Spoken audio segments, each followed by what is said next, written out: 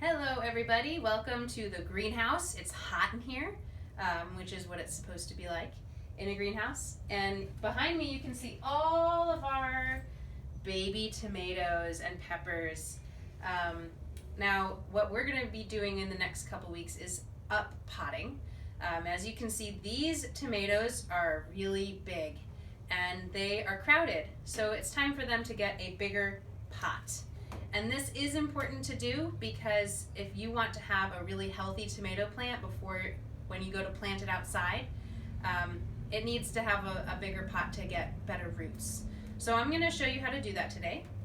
I'm going to start with this tomato because I see that it is extremely tall and it is the one that needs to be potted up first. So to do this, you want to get a pot that is deeper and a little bit wider than the original pot. You can see how this is much deeper and bigger. And the first thing that I'm going to do is I'm going to squeeze the bottom of the pot to get the little ball of dirt out, and then I'm going to carefully pull it out with all these little roots. Now, one thing I want to show you is on the stem you'll see lots of tiny hairs. If these hairs get under dirt, they'll actually form roots. So whenever you plant your tomatoes in the ground or when you put them in a new pot, you want to put it in the ground up to the first set of leaves. So that's why you need a really deep pot like this one. So I'm going to put a little scoop of potting soil at the bottom just to get a base. And then I'm going to set the plant in here. I'm going to break up the ball of dirt a little bit and anchor it. And I'm actually going to pinch off the bottom leaves so that I can put a little more dirt up. And then I'm going to carefully hold the stem steady as I fill the pot with more dirt. All the way up to the top. See how it's going around the stem there? And I'm going to pat it down a little bit, make sure it's in the center.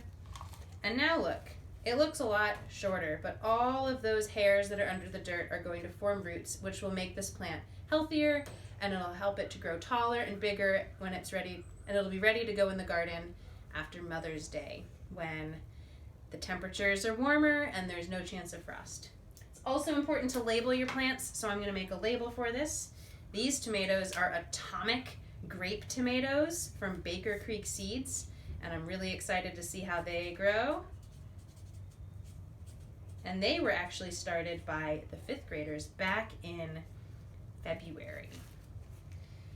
The next thing I'm going to plant, per request, are some squash seeds. This is spaghetti squash, and you can start your spaghetti squash seeds 2 to 4 weeks before the last frost date, which for North Carolina is April 28th. That's the last date that we can expect to have a frost. So to start these seeds, if they're older than 1 year, or if you want them to sprout faster, you can soak them a few hours ahead of time. I'm not going to do that. I'm going to take a pot that's a square pot like this. You could also use one that has divisions if you want to plant more, but you want it to be a little bit bigger because these are fast growing plants.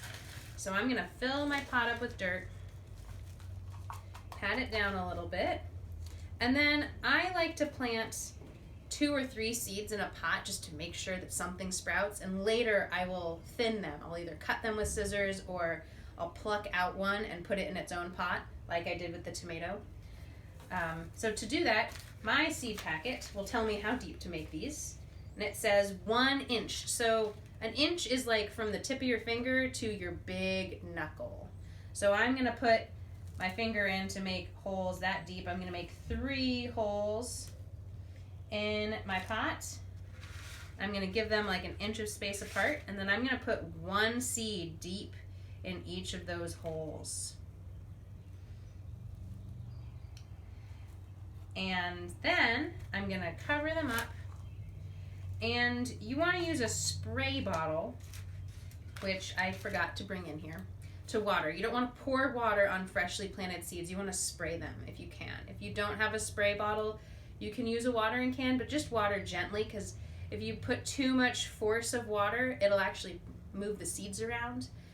So you want to water it quite a bit and keep the soil moist until the seeds sprout, which should happen in 6 days to a week with squash, sometimes even sooner. Quick question, Miss Jordan. can you wet your soil before you put it into the pot? You can. Here I am making a label. Spaghetti squash. You can wet your soil first if you want to do that. It'll then make your fingers a little muddy if you use your fingers to put the seeds in, but some people will wet their soil first. And then they'll use like a popsicle stick or a Sharpie to make their holes. Yes. So there you go. That's how you transplant tomatoes and start squash seeds. And tune in for details on our plant sale for how we're going to sell these beautiful babies soon.